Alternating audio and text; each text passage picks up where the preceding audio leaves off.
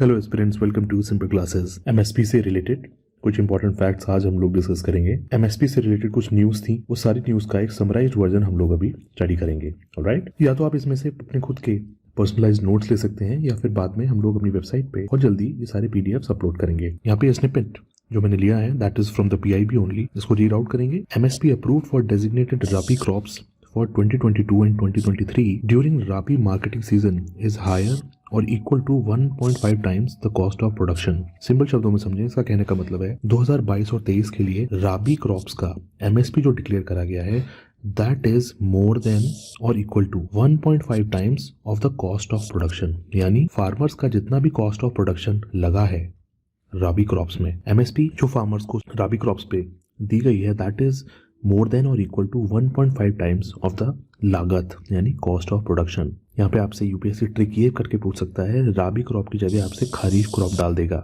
That might be a tricky situation. तो यहाँ पे ध्यान रखिए, जो एमएसपी यहाँ पे दी गई है that is for rabi crops, alright, not for kharif crops. ये एक पॉइंट ध्यान में रखना है। इसके अलावा ये भी बोला गया है the expected returns of farmers over their cost of production is estimated to be highest in case of wheat, rapeseed or mustard, followed by lentil, gram and barley, safflower।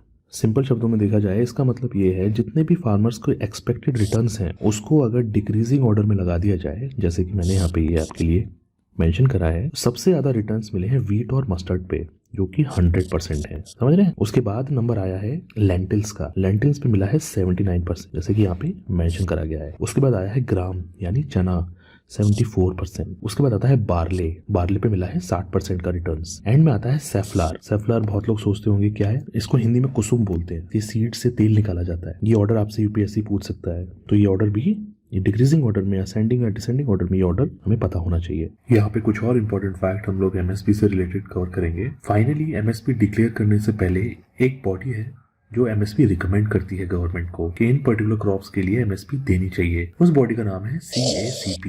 इसका मतलब है commission for agricultural costs and prices. दोस्तों इसको 1965 में establish करा गया था और शुरू में इसका नाम CACP नहीं था, इसका नाम था एग्रीकल्चरल प्राइसेस कमीशन। 1965 के 20 साल के बाद इसका नाम बदल के CACP that is commission for agricultural costs and prices रख दिया गया। एज एन एस्पिरेंट जैसे ही हम कोई बॉडी के बारे में डिस्कस करते हैं या फिर बॉडी को स्टडी करते हैं, ये पता होना चाहिए whether that body is an statutory body और नॉट। तो जी हाँ, ये एक स्टैट्यूटरी बॉडी है and this body is under ministry of agriculture and farmers welfare. Alright, ये पॉइंट आप मेंशन करिए। दोस्तों अब आप जरा इस पार्ट पे फोकस करिए। फाइनली एमएसपी डिक्लेयर होता है 25 क्रॉप्स पे। तो क्या CACP सारे के सारे 25 क्रॉप्स के बारे में रिकमेंडेशन देती है?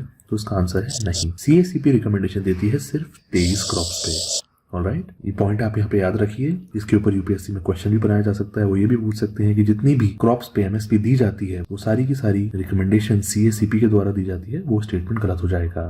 टोटल रिकमेंडेशन दी जाती है 23 क्रॉप्स के लिए, बट फाइनली एमएसपी जब डिक्लेयर होती है that is done for 25 crops. Alright, अब यहाँ पे दूसरा एंगल देखते हैं। अभी तो हमने देखा कि रिकमेंड कौन करता है, अब रिकमेंडेशन के बाद फाइनल अप्रूवल कहाँ से आता है? फाइनल अप्रूवल आता है by this authority, this is cabinet committee on economic affairs. आप लोग मुझे कमेंट सेक्शन में बताइए प्राइम मिनिस्टर का क्या रोल होता है cabinet committee on economic affairs में। ये चीज क्लियर है, एक बार रिवाइज करते हैं। एमएसपी को रिकमेंड करता है CACP, CACP सिर्फ 23 क्रॉप्स के लिए रिकमेंडेशन देता है। फाइनली एमएसपी डिक्लेयर होती है 25 क्रॉप्स पे। अब जब रिकमेंडेशन दे दी, अब इस चीज को अप्रूव कौन करेगा? That is done by CCEA, that is cabinet committee on economic affair. आप मुझे कमेंट सेक्शन में जरूर बताइए प्राइम मिनिस्टर का क्या रोल है इस बॉडी के अंदर। ऑलराइट, अब हम लोगों ने ये समझा एमएसपी दी जाता है 25 क्रॉप्स पे। ऑलराइट, अब उस 25 क्रॉप्स का सेग्रीगेशन किस तरीके से है वो भी हम लोग देख लेते हैं।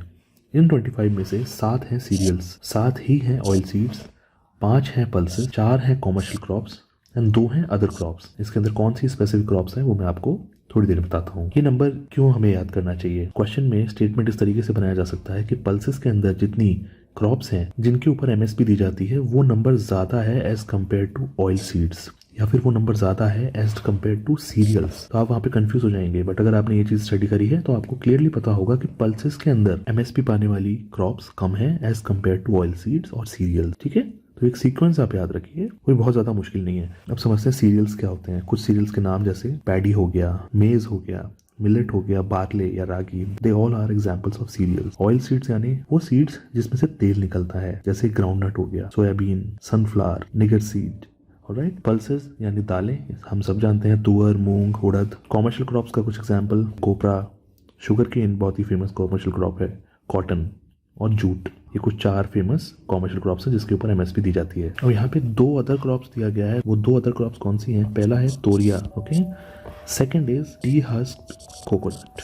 ऑलराइट, ये चीज़ समझे हम लोग। अभी ये पीडीएफ जब मैं स्टडी कर रहा था इस लेक्चर को प्रिपेयर करने के लिए, तो वहाँ पे एक और मैंने डेटा देखा जो मैं समझता हूँ प्रिपेयर करना चाहिए हमें एज अ स्टूडेंट, आपको भी प्रिपेयर करना चाहिए। क्वेश्चन वहाँ पे ये आ सकता है कि जितनी भी क्रॉप्स पे एमएसपी दी जाती है उसमें खरीफ क्रॉप्स ज्यादा हैं या राबी क्रॉप्स ज्यादा हैं। समझ रहे हैं आप लोग? वहाँ पे परेशान होने की जरूरत नहीं है, ये पॉइंट आपने कवर करा होगा अगर आप इस लेक्चर को सीरियसली स्टडी करेंगे। ऑलराइट, तो जितनी क्रॉप्स पे एमएसपी दी जाती है उसमें खरीफ क्रॉप्स ज्यादा हैं as compare to rabi crop. Kharif crops के अंदर करीब करीब, जहाँ तक मुझे याद है, 14 क्रॉप्स आती हैं और राबी क्रॉप्स के अंदर 8 से 10 क्रॉप्स आती हैं। ऑलराइट, तो यहाँ से ये क्लियर है that the number of kharif crops for which MSP is announced is more than that of rabi crops। Cotton एक बहुत ही फेमस क्रॉप है, कॉटन से बहुत ज़्यादा प्यार है यूपीएससी को। तो आप मुझे ये बताइए कि कॉटन एक राबी क्रॉप है या कॉटन खरीफ क्रॉप? आपके लिए काम मैं आसान कर देता हूँ, कॉटन के, खरीफ के, ओके, मतलब साउंड, फोनेटिक साउंड पे जाइए। वैसे तो कॉटन सी से स्टार्ट होता है, cotton is a kharif crop. तो यहाँ पे कुछ रिसेंट डेवलपमेंट्स थे एमएसपी से रिलेटेड जो मैं समझता था कि आप लोगों को जरूर पता होने चाहिए। यहाँ पे ये लेक्चर हम लोग कंक्लूड करते हैं। I wish you all the best and Merry Christmas. Have a good day.